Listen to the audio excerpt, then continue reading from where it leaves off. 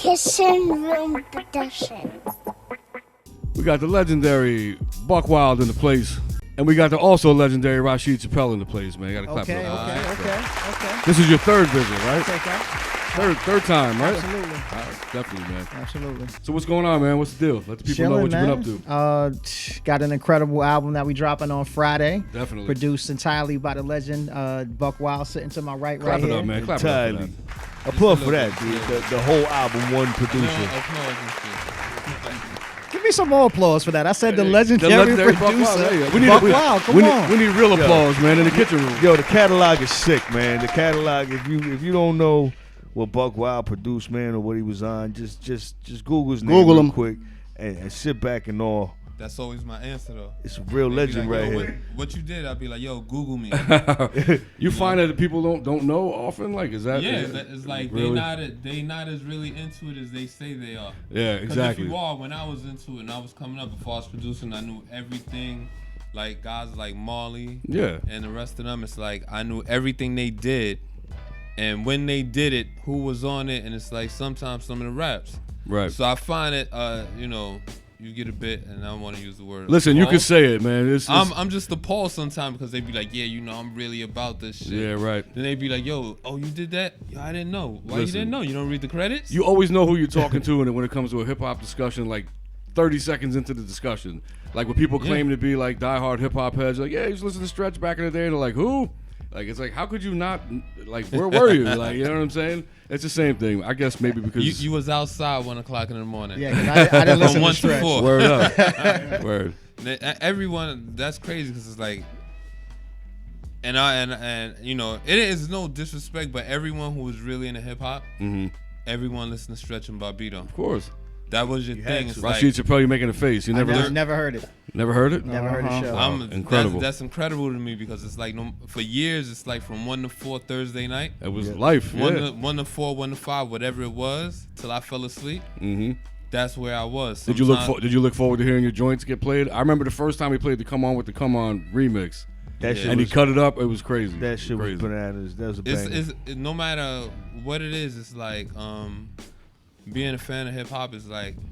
Having records or not, it's like I always look forward to it because I knew, and we always felt this. If you hot, you're going to be on Stretch and Bob. That's what ran the underground. Of course, yeah. You had one show. That was the gateway. That was like, yo, if your shit was hot, it's being played there.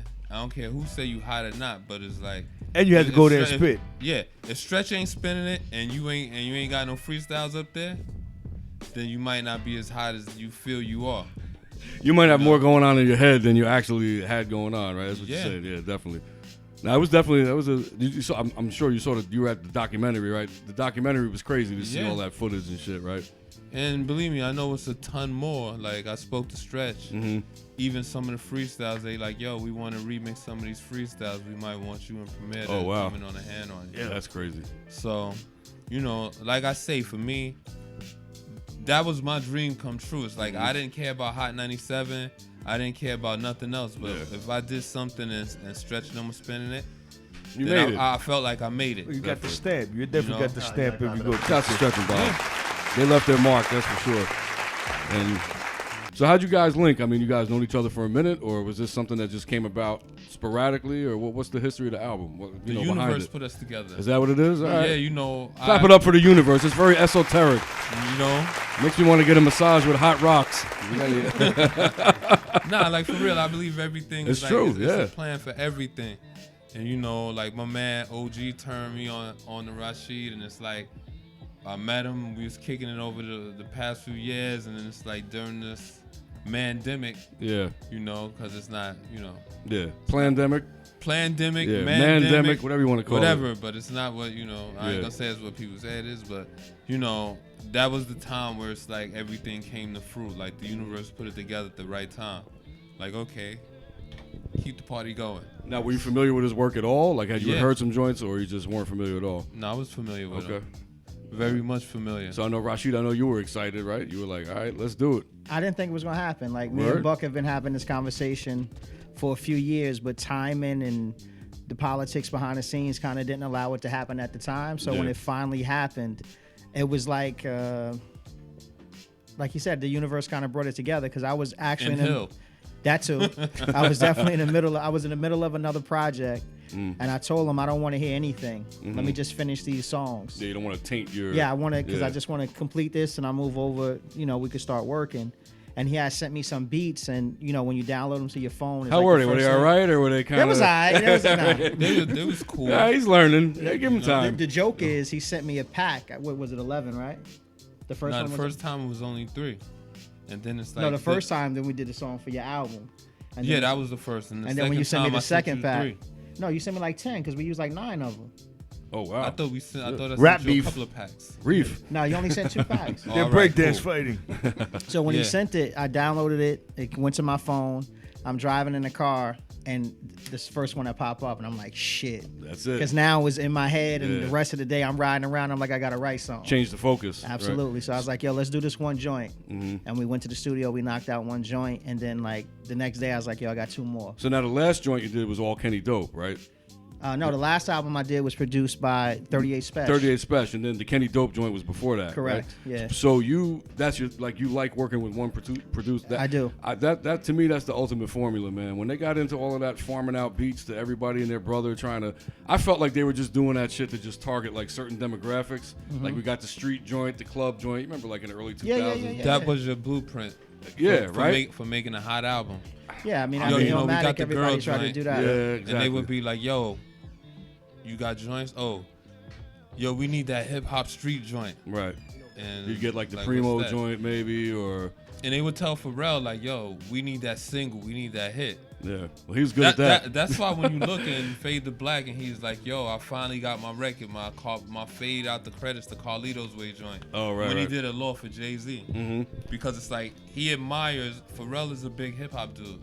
And it's like, You could see that. Yeah, you yeah, can see he's you can see it, but yeah. people pigeonhole them with that whole thing. into the like, nah, you gotta have the single that's on the radio and all the club, and he's like, nah, I just want a solid hip hop record. Yeah. Let me get one of them joints like that, a Primo, Buckwild, Alchemist joint, where it's like I could rock out, and it's like it's kind of funny because, like I say, he always wanted to do those. Did you ever submit stuff to either like a label or an artist? Because this was a thing. I remember like years ago, a lot of artists would say like, you know, label execs or A&R people would be like, you obviously don't listen to the radio, do you? You're not listening to what's out there. Did you ever hear They tell you that ahead of time. That's what I'm saying. Like, so they would tell you like, listen, this is what we need, and yeah, we need something for the radio. crazy, man. Oh, talk to Biz. Biz will give you something Yeah. for the radio. They're not ready. He just gave me 2 copies. You know what I always want? What I always Classic wanted cover, by the way. because you was there when that whole transition happened from beats going at a certain price to skyrocketing. You know, and beats were going crazy prices for beats. Did you get sidetracked? Like, did people look over you or past you and go straight to like the household name producers? Nah, I or think- did you get a chunk of that too?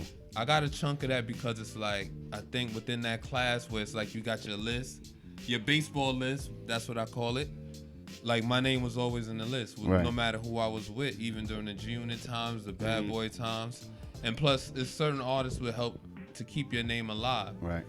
If you're working with Big and you're working with Jay-Z, that's definitely something to keep your name there where everyone's like, yeah, yo, I need one of them joints like that. Because you know that record's gonna get pushed because that was just the Yeah. marketing was gonna be there and it was gonna get the right kind of push. Can you Even- give us an example of some of the prices that beats were going for at the time?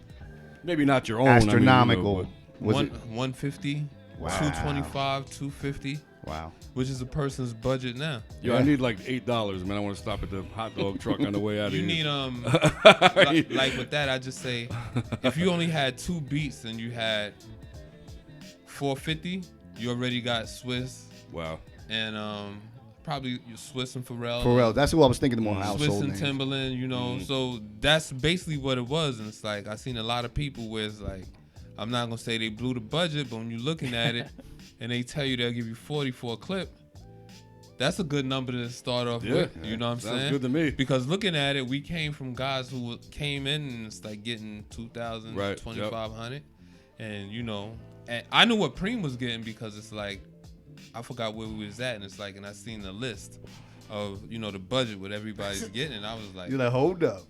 I was like, wow, it's like It's possible. really, it's possible. Right. There is a God. Yeah. Yeah, I can do it. Yeah. So every time you have a record to get more hotter, you just turn the price up, and it's different now because like looking at it, then you had to really prove yourself. Like when we talk about stretching them, you go to stretch and it's like you prove yourself. Like if your record is spinning on stretch, it's like you know that you making it.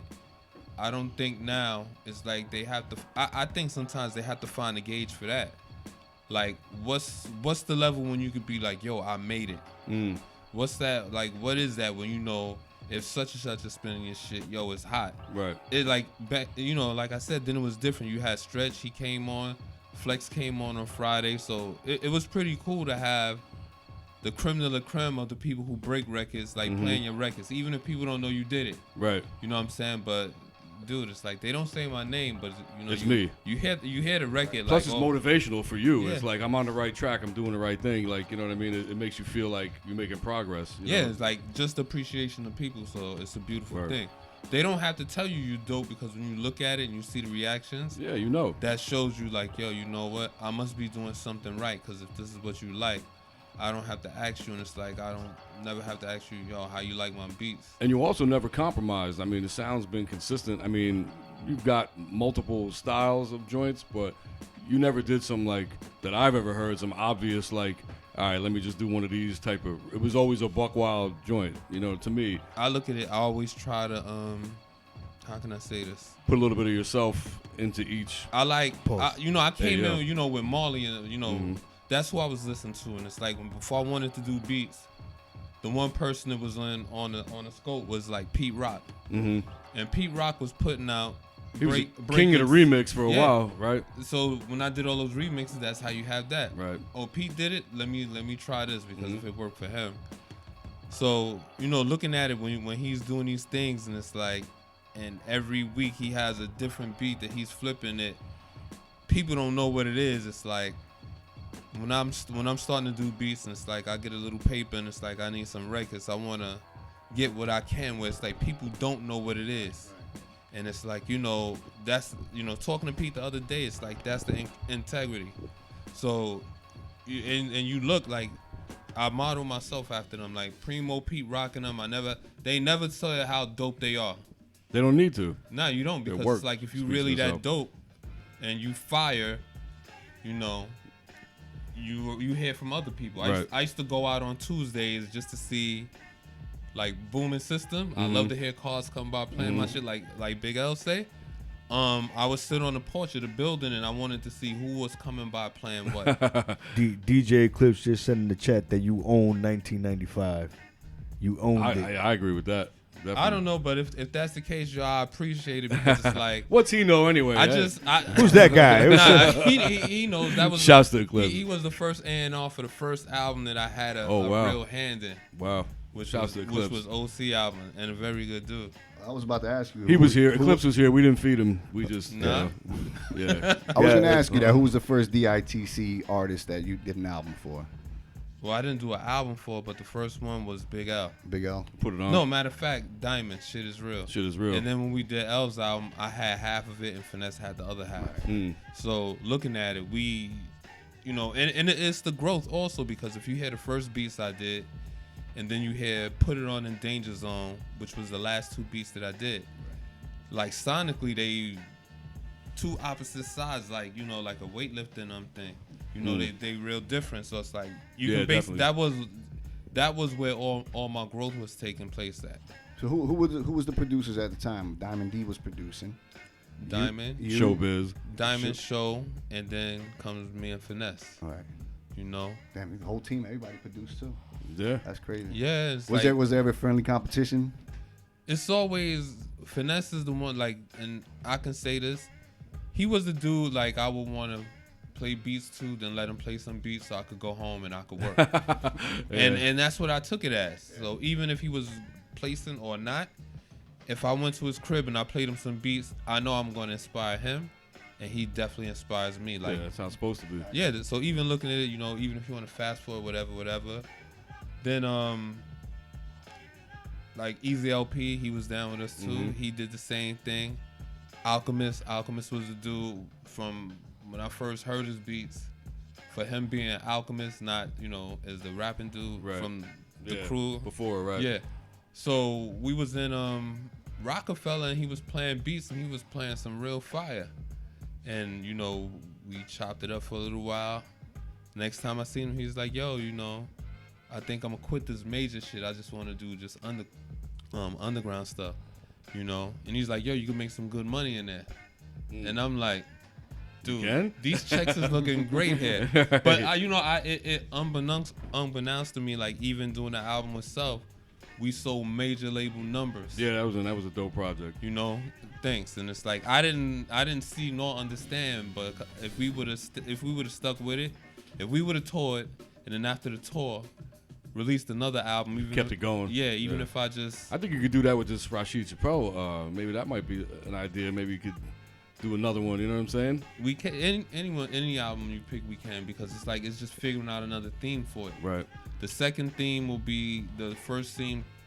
It sets the tone, and the second one that can kind of seal it, and it's like that's what they're gonna be looking for because any fan who gets a hold of it is like, yo, I like the album, man. So first thing they tell you is like, yo, why you ain't do another album like the last one? Right. So you give them something similar in the same vein, you know. So here, snack on this for a little while. You know what I'm saying? If they like it, then you can move on. Right. Him as an artist, he's always going to grow, so you don't have to come to him and say, yo, we need to just do the same thing from before.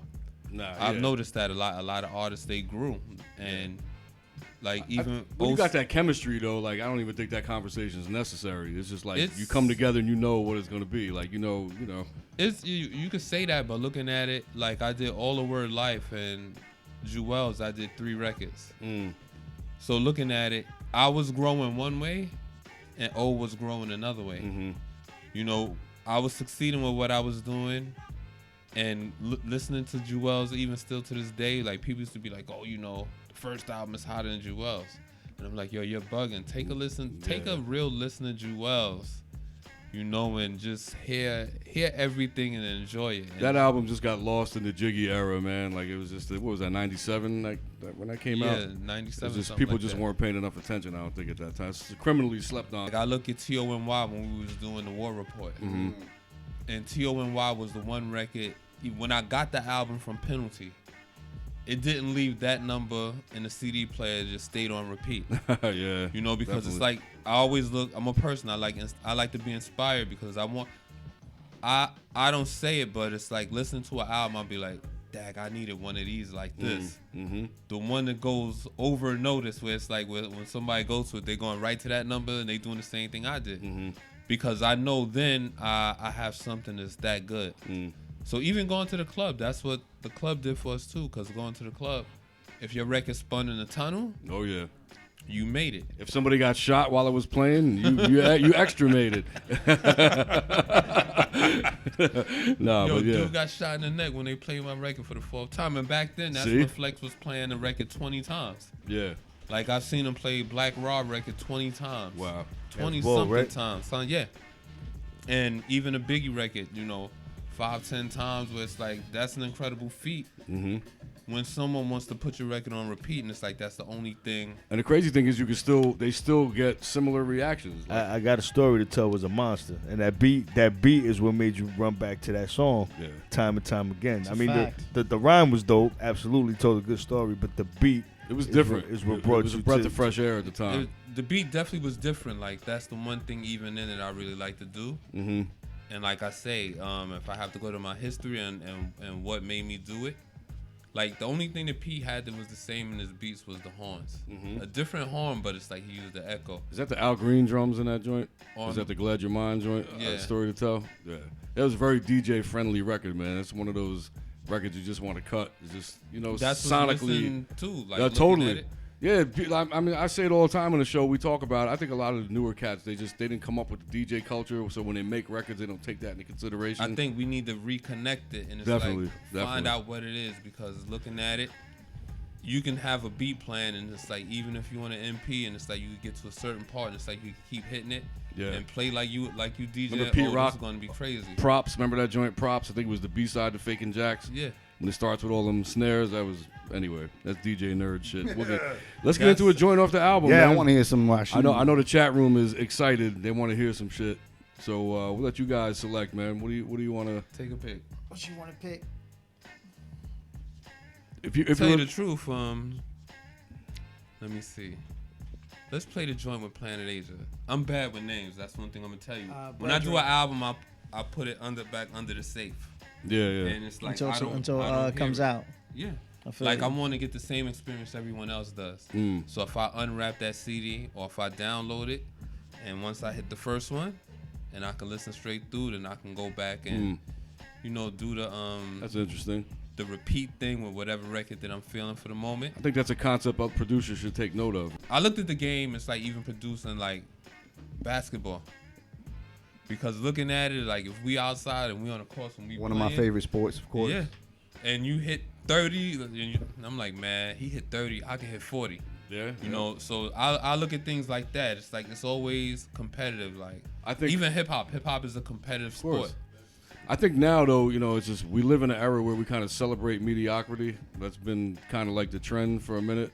Yeah, so but I think that competitive spirit is making a comeback. You can implement it. What you have to do is you have to get their ears first. Right. So it's cool to abide by their rules for a little while, and then after you get kind of known and they feeling it, then you got the fishing pole. It's like a you chick. Start reeling them in. Okay. You take her to Applebee's, and you got to get, you got to ease your way in. A high class place, Olive Garden, very high end. Olive Gardens.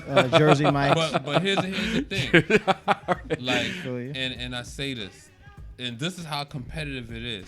Can you remember the day when 36 Chambers and the Tribe album came out? Definitely.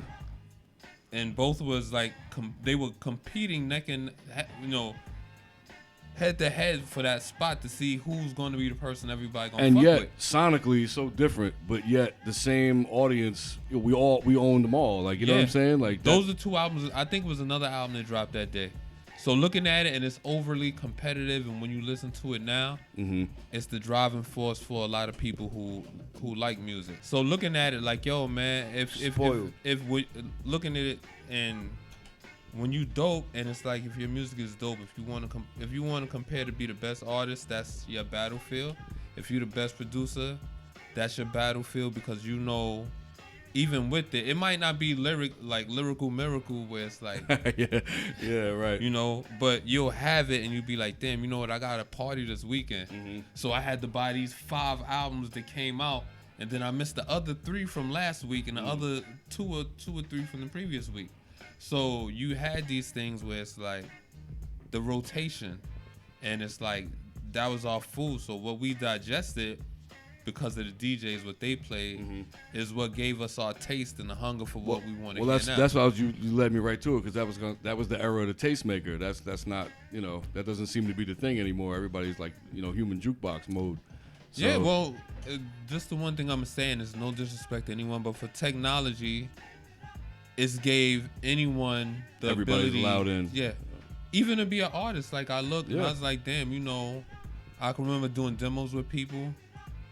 And we go to the studio and it's like, we got $1,500 for the studio today just for these 8 hours. Yeah. So with these 8 hours, we gotta, empty the reel and print the click and everything, and then print 2 songs. You're not going to the studio and you're not doing 7-8 songs in those days. Right, no, definitely. So not. you got that time, you're gonna do the best song or songs that you can. And you had to pay for the reel. Reels were expensive. The reel was $300 too. Yeah. Ampex joints. Yep. Yeah. It's easier now. Let's Just get like to this. any jerk could have a radio show, Yeah, look at watch us. it. They let anybody do this. Now, But look at it. When you look at it, and you have this with the technology, it's gave you guys the platform right. to cut your own lane. There's a lot of people that have the same mindset as you, as well as the artists. There's you guys' show is fed from artists that come from the technology era that is putting out some dope shit.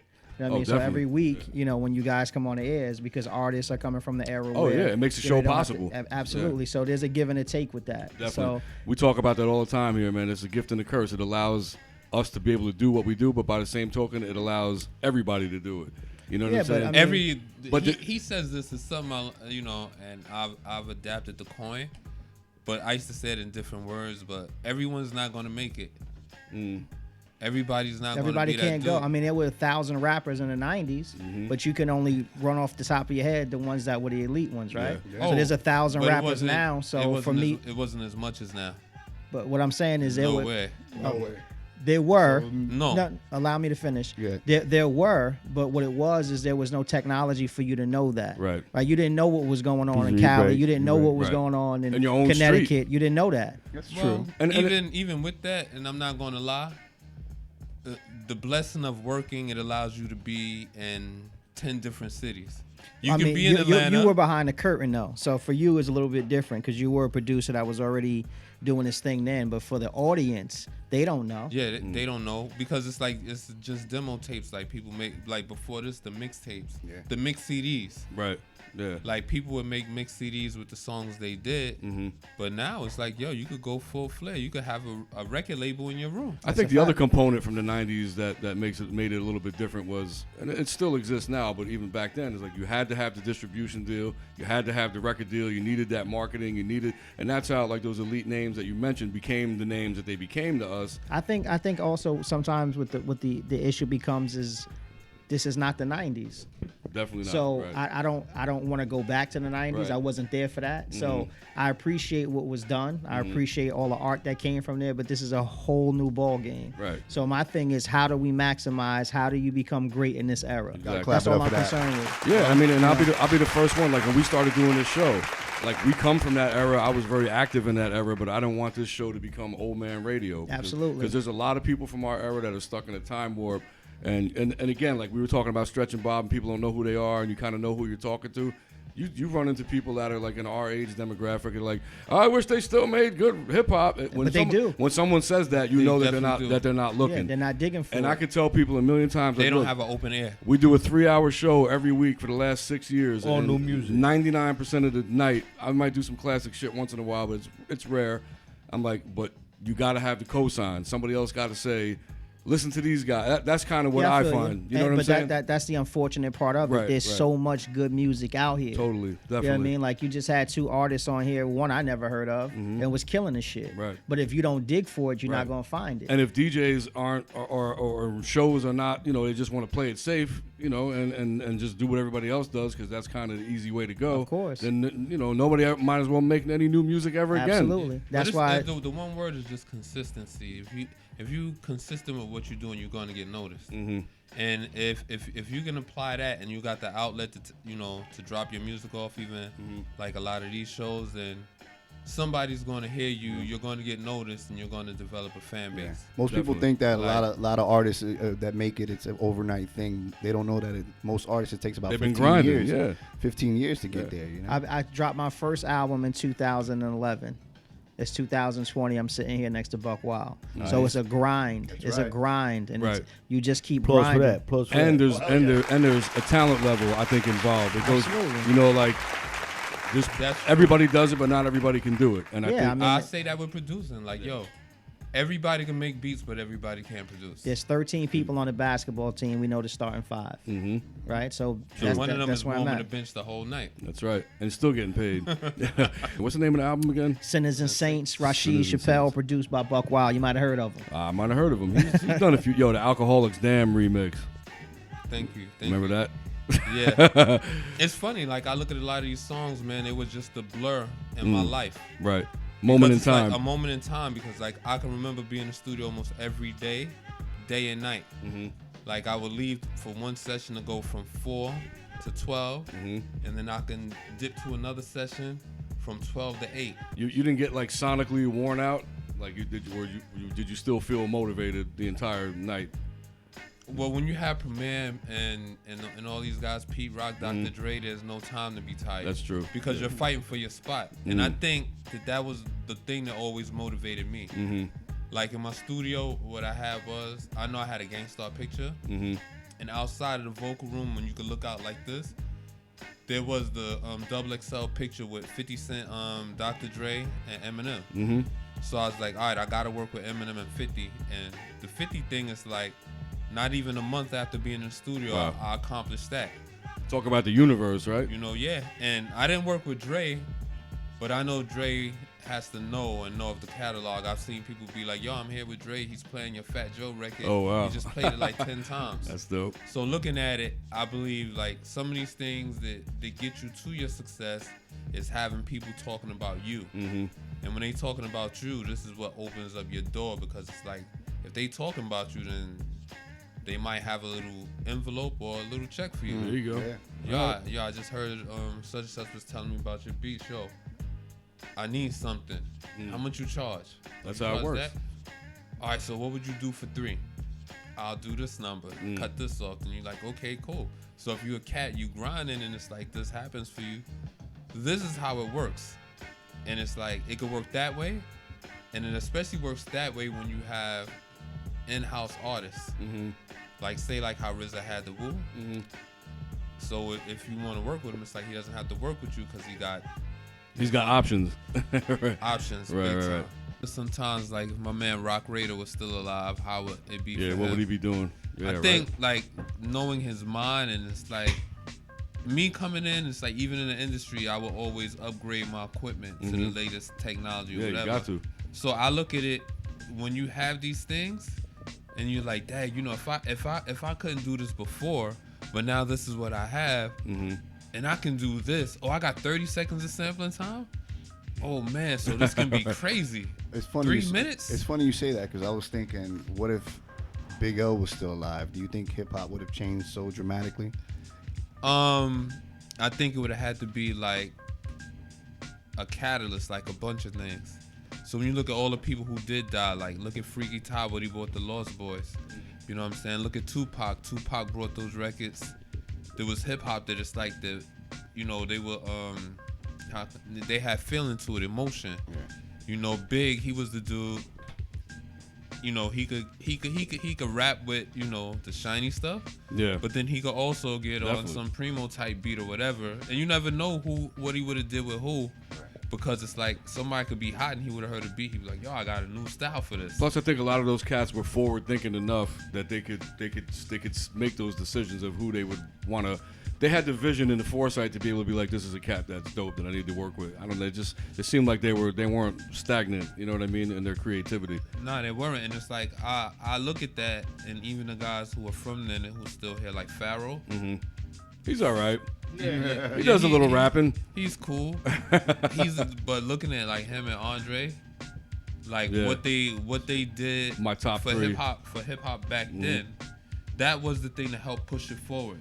People are looking to say Eminem, but you could say that, but it's like I think for those two guys, it prepared you for that. Of course, yeah. It So- wouldn't have been that without that, definitely. Yeah. Yeah. And him finding the ability to be like, all right, let me just slow it down, because if I'm rhyming too fast for people, when I dropped this record, which was like Simon Says and all the Rockets records, that kind of gave him a different lane with a different fan base. Speaking of Pharaoh, though, that Bring It On remix, that's another one. And let me tell you, A1 got me for that joint, because when I bought that, because I never got it at the time. Yeah. I think I paid like $60 for that 12-inch. So Oh, you lucky! if you I got seen it on the wall for like $150. Oh, it's up? You got any at the crib at all, or? If I had, it's like that's the fact that I can run through a bunch of them for $200 a piece. Damn. Easy, and it's like that. See, The one with the writing on it, yeah, right? Yeah. The looking at it, and it's like I think that's the different also. Like now we have the same thing when it's like you got the vinyl and you can sell it. You can sell your album for $200-$300. I think in our time we kind of originated that, because I've seen Diamonds out. I've seen OC album not too long after it came out. 175. I got a test 200. present. Yeah, that's what I'm saying. So looking at it, I got Got a couple dollars. I'm in buying there. a house. That's it. I'm selling all this rap You know? shit. No, it's, for me, I had my Can't do it. I had a CD with a whole bunch of remixes and remixes and unreleased. And the most I seen that for, I seen it going for like eight and change on eBay. Damn. You know, so I know the market, and it's like I'm this People new are paying. one. Yeah. I'm adapting to it, because it's like whatever it is there, if people are willing to pay that premium price, is something that you And it's have worth that it. they're going to buy into. You got to know your worth, man. You got to know your value. When I started rhyming, I didn't think that I hated my voice, first of all.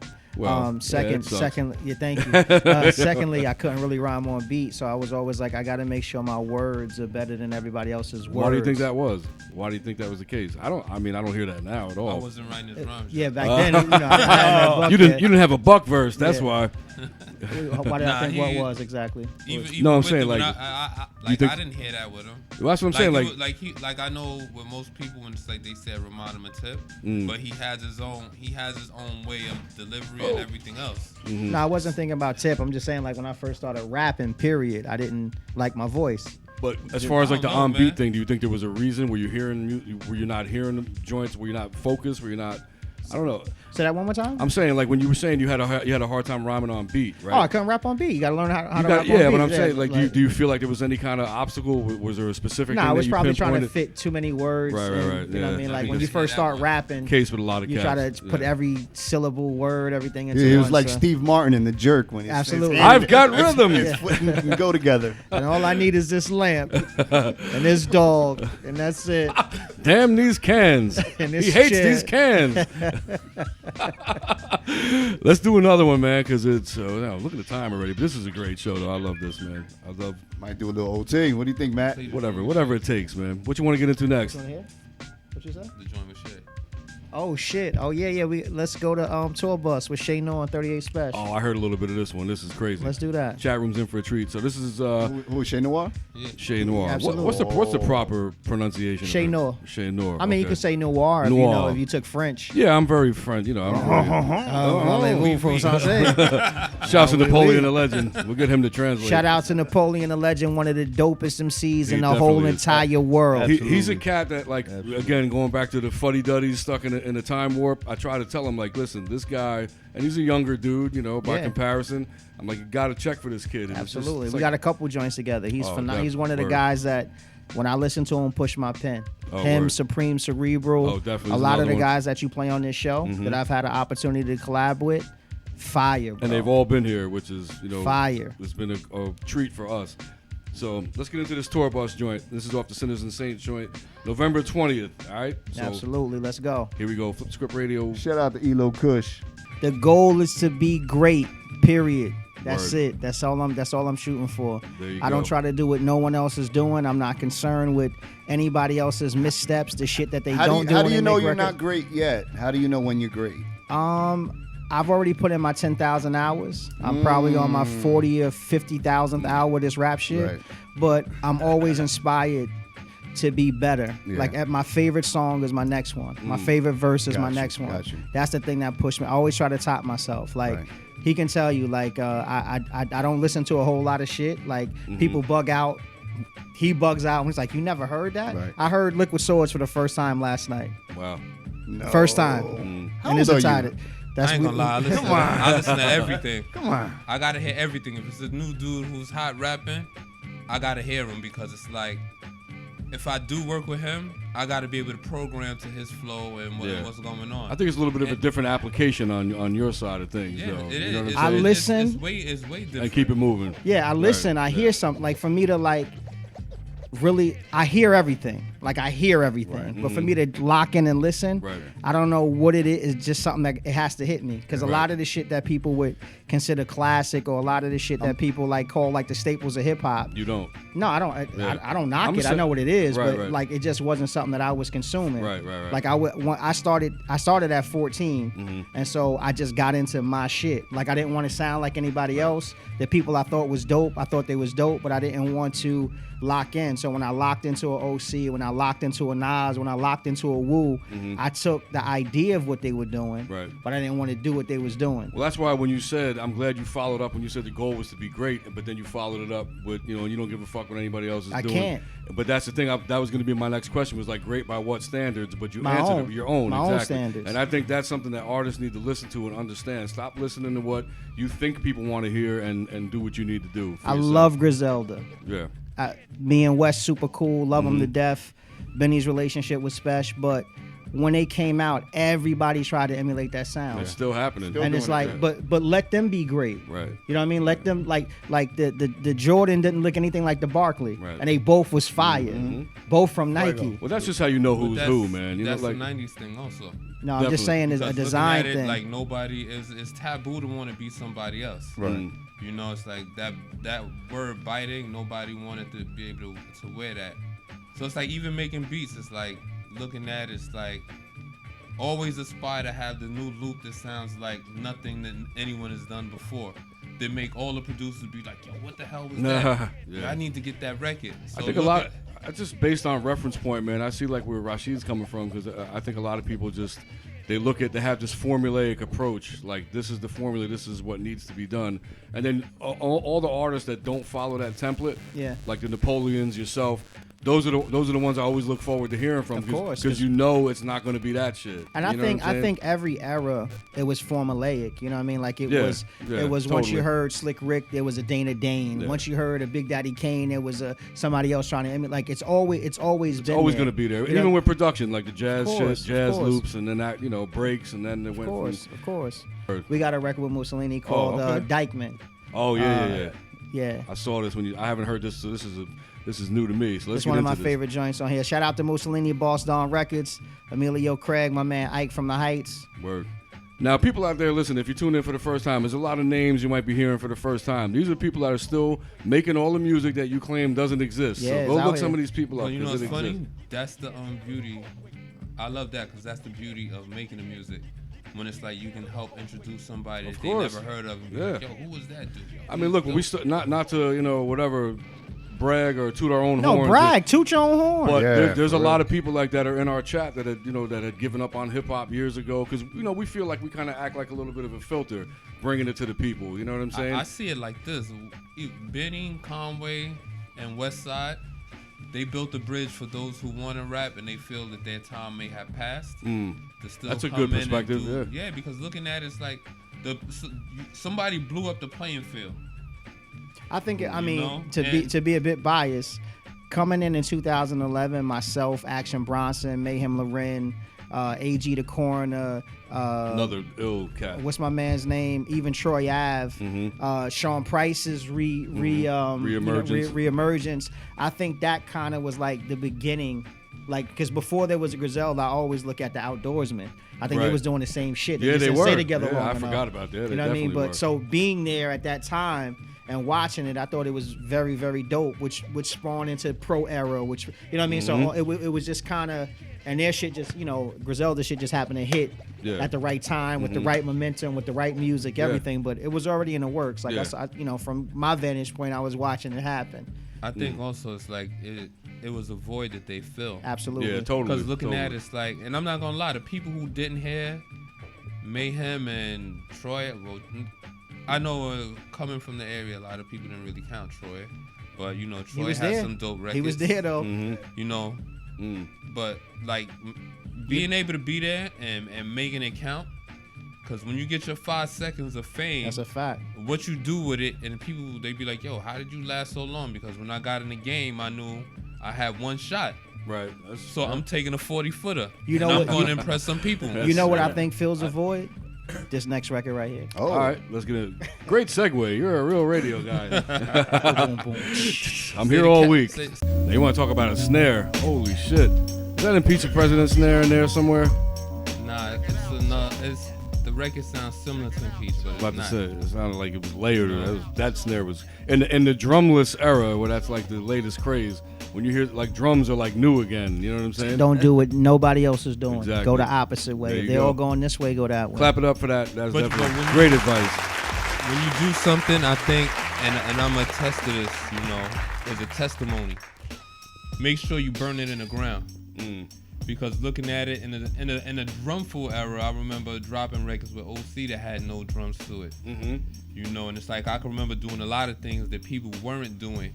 And I would do it on one record and then make another record and it'd be different. And then somebody else come with another style and they think this is some new and improved shit that there's and never you've been there, done discovered. that. Yeah. I'm not saying anything like to that effect, but it's like having lightning strike twice. It's like it's a beautiful thing, but you know what you're doing. Teo got struck twice by lightning. That's how he lost his hair. You thought he had alopecia. It got burnt off. It was actually dark as me at one point, right? Yeah, it made him lighter. There's a lot of incredible MCs that are in this new underground. Definitely. And it's like I don't mind sitting in here and saying, hey, let's work. Oh, you need a beat for your album? All right, cool. Let me send you a few. So looking at it, you can help push the new generation, because if you already have this fan base of people who know you, like even for like Conway and them to do a record with Preem, that's dope, because it's like they get introduced to another group of people who probably don't even know who they are. Yeah. So you have to vice versa. Yeah, you have to take your power and you have to take your light and you have to shine it on them. And together, it's like, you know, it'll be two people. Gotta clap But it it's up. like they have a new audience, and it's like they can grow as artists. If only more people thought that way, man. But you see it all the time with even older heads, you know, that the way they talk to these kids. It's like, listen, you can't expect them to understand something that they didn't experience. But some of them do, like, you know. But I'm saying, like, I'm talking about the approach and how they turn I, some of these kids off with the attitude, man. I try not to ever do that. It's the old man shaking your finger in his face. Yeah, back in my day, songs had sleigh bells in them. That was Kanye's line. Old dudes talk about back in my day. What was the name of that record? He said that. I don't know. But I remember the line though. Looking at it, like I say, this is something.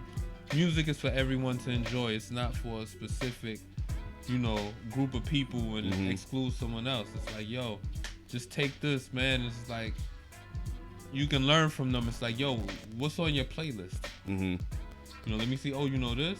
Yo, whose album is this? Can I hear this? All right, yo, I need to download that. Here, look at mine. Take my playlist and see what you like. So it's gonna put you up. It's all about sharing. Yeah, totally. Yeah. So yeah, I tell people, like, you know, back in the day it was all about, you know, especially from DJs covering labels and hoarding music, you know, because it was about having an arsenal and setting yourself apart. But now I'm just like, I tell listeners, if you want something that I played on the show, hit us up. We'll send it to you.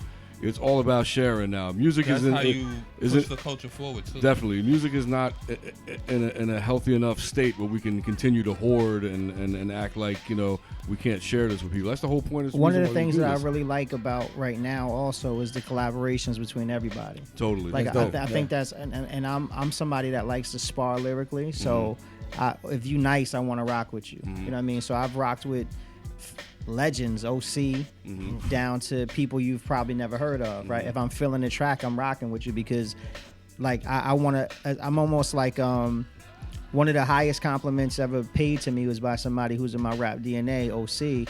When he said, like, I remind him of like a Floyd Mayweather of rap. Oh, wow. Right? Because it's like adapting to any style, right? So any type of production or whatever the case may be, but remaining yourself.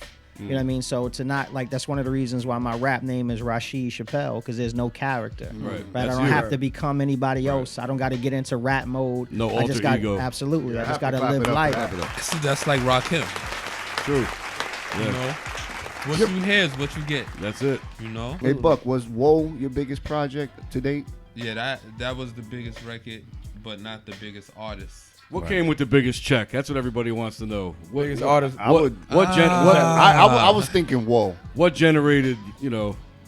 A lot of them, it's like sometimes it could be the ones that you least expect. Yeah, that's why I asked the question because I'm thinking I'm that. gonna tell you, even for Time's Up, it's like, you know, if anyone in the chat has a publishing deal, when you get that clearance for a record and you see it's coming from, say, like a Universal Studios, you know, their film division, you know what that is. So now you're just looking to see how much they're going to pay you and what's going to be the splits between you, the artist, and the label, and how long they want to use it for.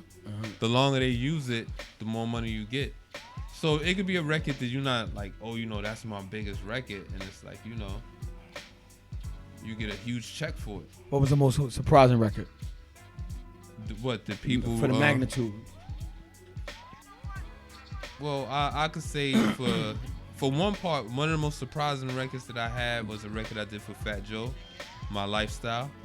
I didn't expect it to go, but it's like I can remember, you know, the A&R telling me like, yo, we sent out 2 records, one to Mix Show and one that goes to radio. We sent your record to Mix Show, and your record has bled from Mix Show to radio, where it's like programmers are ready to put this in rotation.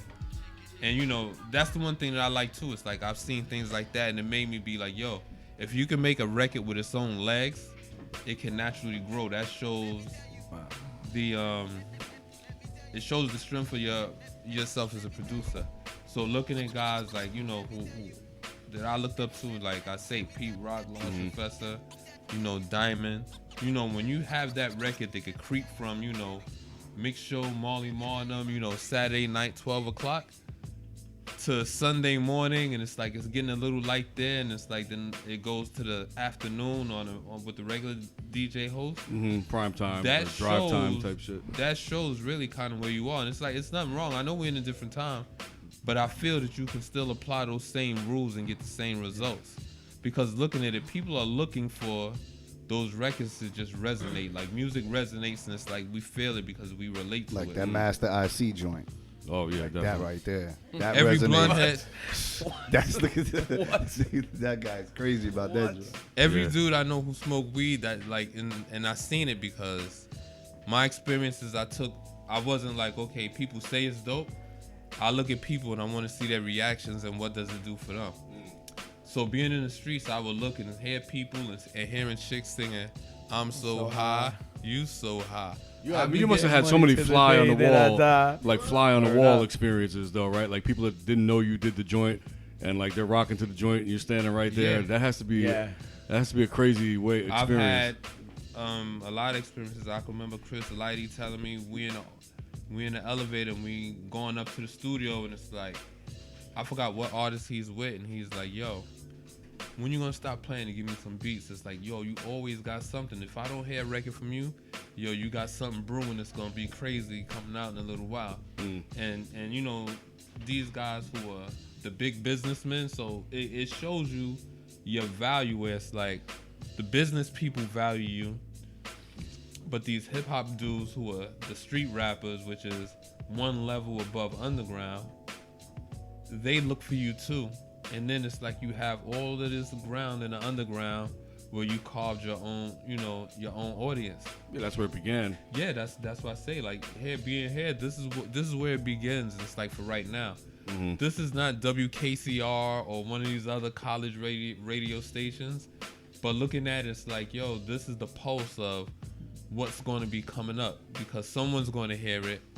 And maybe I'm too used to dudes like Jay who want to go in and he wants to hear who the new person is and how they rap and what they could do, because even with it, like when he say, you know, he want to rhyme like Common Sense, but he did 5 mil, he ain't rhyming like Common Sense, and he do Talib in there.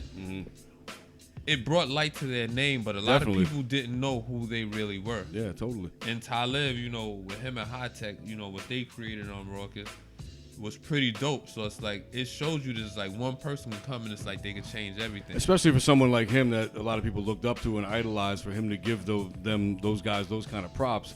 It makes people say like, all right, maybe I should check those guys out. Like, you know yo, what I you mean? want to rhyme like Common Sense, but you did 5 mil, but you ain't been rhyming like Common Sense then? Yo, that's even for the bar is crazy. So looking at it, and it's like, and you know, Common is that lyrical dude that everybody have fuck with, you know, even down to, you know, how can I say, it'll give you a little blackness, black history. He'll give you a little, you know, a little rebel to him. So it's like he's got so many sides, and it's like, and his pen game is ridiculous. So looking at it like these guys, this was then. That's why it's like, okay, you had Jay who he's doing his thing, but he's like, yo, I gotta keep my shit sharp because these dudes is coming. It only take one record for them to become commercial. So you know that these dudes is there. You know, so but then on the flip side of that coin is just the camaraderie and the admiration. You know, like, yo, I really dig your shit. So, you know, I remember even Big, like, you know, telling Big, like, yo, you know, damn, you know, I gotta leave. I gotta go to the studio with Pharaoh. And he was like, yo, oh, you know him? He's like, yo, that dude is incredible. So when we see Pharaoh, we tell him exactly what Big said. And then there you go. He didn't believe it. Oh, wow. He was like, yo, you know, he's like, him? He's like, yo, he said, yo, he's one of his favorites. And he's never like, know who's listening, man. Yeah, that's one thing that I always say, yo. You never know who's listening. You never know who's looking for you. Right. You never know how great you're going to be unless you just keep planting your seeds. You ever have any of those moments, Rasheed, where someone hit you up or got in touch with you and you were just like, this dude's listening? Wow. Yeah, you ever have a moment I mean, like that? I can't say who Okay. at this moment. I'm but just wanting to know if you had the moment. I've It doesn't had matter I mean, who. shit, Buck. Well, You know what I mean? For Buck to tell me that OG put him on to me and the shit was dope. Or the first time I met Lord Finesse via FaceTime. Because Kenny had played in some joints and Finesse was like, yo, I heard these shits is fire. And then invited me maybe a few weeks later, open up for him and Rakim at his birthday party. Oh, shit. Yeah. You know, so it's always, it's always You never know who's listening. for DJ Eclipse to, all the shit that he hears, to be like, yo, I want to manage you. Like all the shit that he hears, for him to be like, You're the yo, guy. you come here, You know what I mean? So I mean, I've had a ton of moments like that. I've been in. denominator with all those people you named. What do you think of Tip on the production tip? Tip on the tip. Oh, they one of the gods, man. It's Definitely never mentioned, which is crazy. I think because he never really took credit that way. Like, you know, it was always like the Ummah. But even if you say that, when you listen to the Tribe albums, whoever did it, it's like it's some phenomenal production. It's like totally. When they did I forgot which album that JD was on with them. I think it's Beat Rhymes and Life. Beat Rhymes and Life. Beat Rhymes and Life. Like, I was in one room, Tip was in another room, and Havoc was in the other room. Gosh. And looking at that, that's why I say, like, it's not just the fact of being like, oh, you know, I'm hungry, but when you there, and it's like, all right, if someone comes in, he could take that check, and he already has these records right here that's rocking, and he's been in the game. So people know who he is, so that money would be just like, yo, just slide it on the table. So it makes you be like, all right, cool, I gotta go harder, I gotta go harder. And hearing the stories, you know, even though, like I say, we all in the same place, so we build a camaraderie. Tip has worked with Mom Deep already. I had the opportunity, but it's like I passed somebody else the beat because we went to school. And you gotta do some of those too. I mean, that's, you know, you gotta. No, it's cool, out. but it's like I look at it, I'm like, damn. I know what it could have been if it would have had the point to make to the album. But it's like after a while, I figured we're giving them beats. They both had to agree on it. It couldn't be just P like it and it's like, oh, it's on the album. They both have to like it and feel the same way. Let's go to Rock Bottom with Ransom. We just dropped a dope project a few days ago. Definitely. All year he been dropping hot shit. Yeah, he's another one, man. He's like, I tell people, like, talk about nobody's making music, man. You need to look up. These guys are working. Dropped 4 but you know what's bombs. crazy? For him, it's another gear. Like, I've known him 20-something years, and hearing him rap with Fabulous and Paul Kane and them, there's another gear that people haven't heard. You know, and it's like that's the thing that I remember. Even from the 90s, it's like playing beats. If we're in the studio, we playing beats. You're not gonna play your best shit first, especially with a producer that you might be like, oh, that's a rival producer. You're gonna play some cool shit, cooler. You gotta ease them in. It's like DJing. You know, like, I'm not gonna play the hottest record at the beginning of the party. Yeah, you gotta build it. Yeah, so it's like that's what it basically is. That's how. Just when you thought that's where I capped off, peep this. Like, yeah. And that's how we well, as Wu said, you know, you saw it. You know, so you want to make sure, like, yo, I leave a good. People go know, and like after a while, like my man Joe, he started doing that. He would pit producers against each other and be like, in fist fights or no, just to be like, just to be like, yo, before you play your beat, cage match. Let me play you what Alchemist just left here.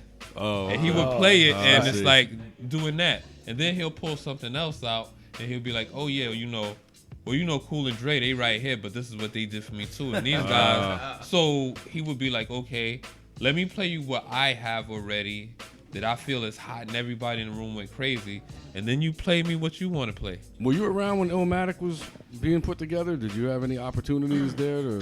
Or? Nah.